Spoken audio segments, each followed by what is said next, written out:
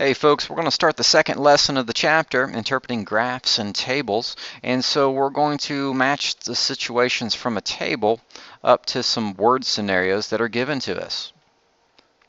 The nice thing is that I've already given you the answers. Ethan is snowboarder 1, Xavier is snowboarder 2, and Jordan is snowboarder 3. Okay?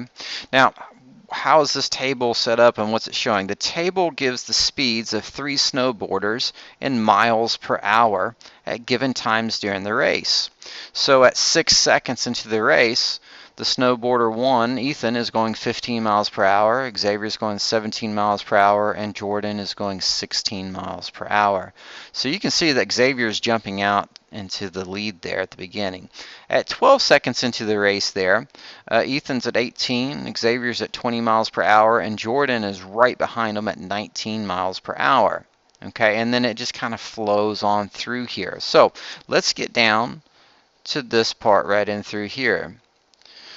Jordan, see, and keep in mind, we're imagining that you don't know that snowboarder 3 is Jordan, but Jordan gets off to a good start and continues through the course, picking up speed.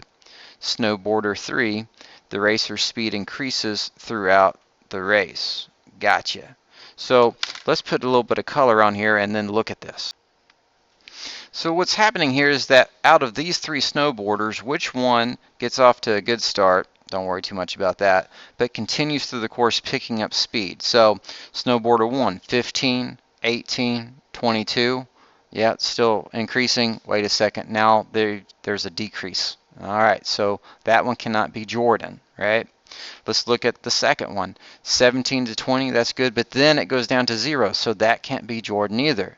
So we've got one more option that's right here, and that is 16, 19, 22 miles per hour, and then it keeps going up 25 miles per hour, and then it finishes at the fastest speed for this snowboarder at 26 miles per hour. So that's the reason we're saying snowboarder 3 would relate to Jordan. So that's the reason I put Jordan's name here. And now I'm going to color this red so we can color code it. So let's go on and take a look at our next snowboarder. In this case, it is Ethan, right? Ethan gets off to a good start and picks up speed. Well, you can see that either one of these would work. Now, we know that snowboarder 1 is going to ultimately be Ethan, so that's a little bit of a spoiler there. Toward the end of the race, he nearly what? Falls. Now, he doesn't absolutely fall, he just almost falls.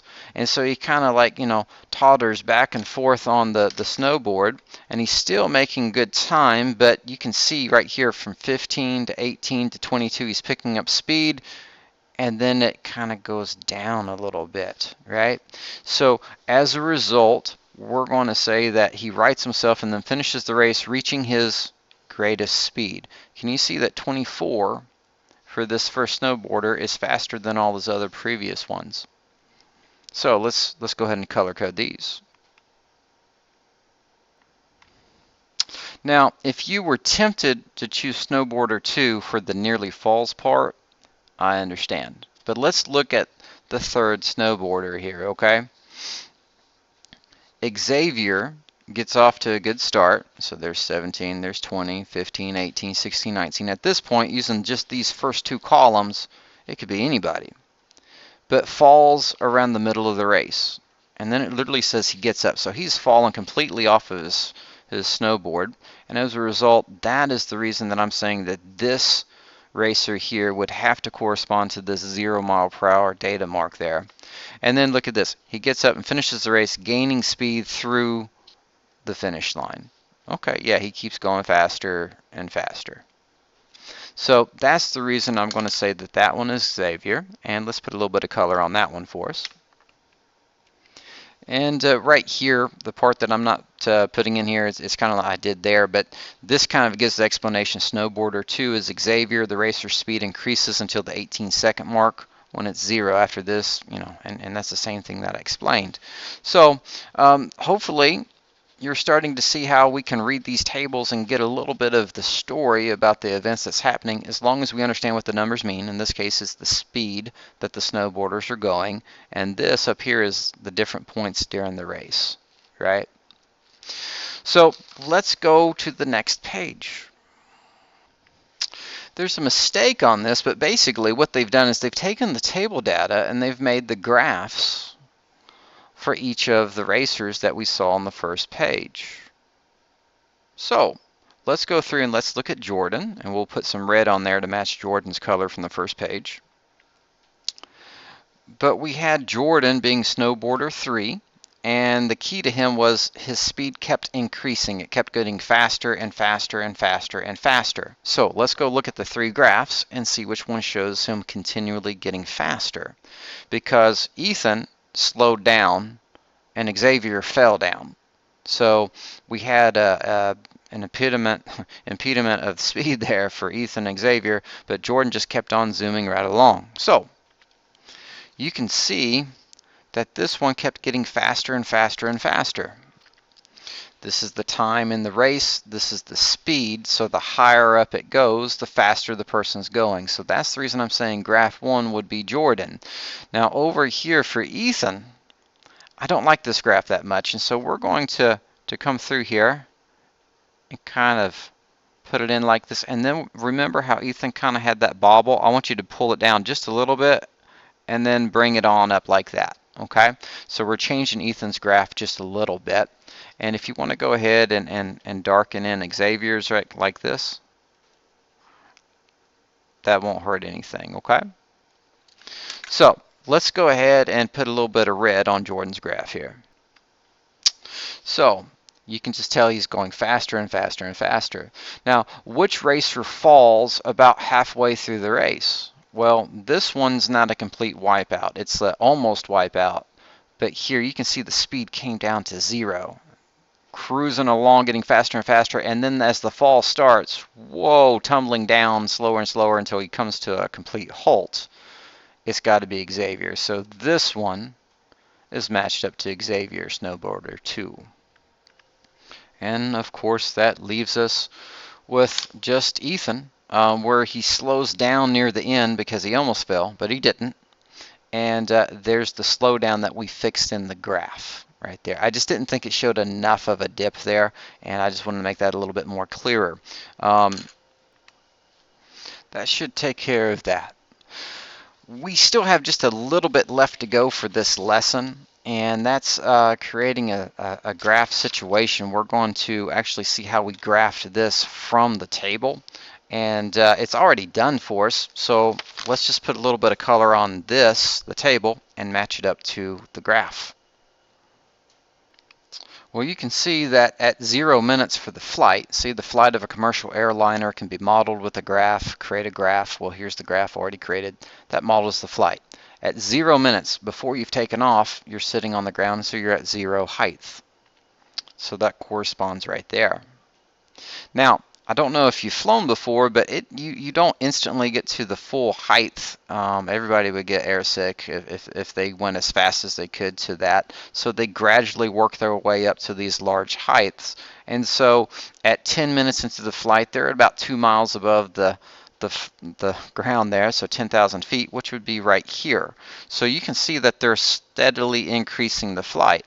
20 minutes in, they're at about 20,000 feet. No problem. So 20 minutes in, 20,000 feet. You can see how we're building there. And then right about 30 minutes in, they're hitting a cruising altitude of 30,000 feet. Here's 30 minutes. There's 30,000 feet. What happens next? From that point on at 30 minutes to 60 minutes, they're still at the exact same altitude, 30,000 feet. That's the reason it's straight right here. See how that's just like horizontal, straight across? So that's not a problem. From the 30-minute mark to the 60-minute mark, it's right there. Now, what happens though when we start to have them land? Well, 10 minutes after the 60-minute mark, they've dropped 10,000 feet. They've gone from 30,000 to 20,000, and you can see that drop right here. And then it just keeps dropping. Another 10 minutes, we're at 10,000 feet. So here's 10,000, and there it is. And you can see they're coming in for landing, and then at 90 minutes, after a 90-minute flight, it's back on the ground. Okay? Describe what it means when a graph of speed starts at 0. Well, that's not this right here. A graph of speed would be up here for this. Well, what do we mean when it starts at 0? It would be right here, and right here. So what it would mean is at 0 seconds, which is your x-axis, you have a speed of 0, which is your y-axis. And you can come down and just put that one in there. It means at 0 seconds, whatever the time is, minutes, hours, years, whatever, the object's speed, whatever it is, miles per hour, kilometers per hour, feet per second, whatever the speed is measured in, it would also be 0. Now, give a situation when graphed that would include a horizontal segment. Well, here's one right here. What was happening right here for this plane? That's when it was cruising at its highest altitude of 30,000 feet, right? If we looked at a speed situation here, like let's just say that Jordan got up to the fastest speed he could go and he kept that speed for a long time, he wouldn't be going up anymore, but if he could maintain that speed for a while, he'd be cruising at that speed. And so you could say that for a speed situation, it'd be kind of like cruise control, maybe for a car, right?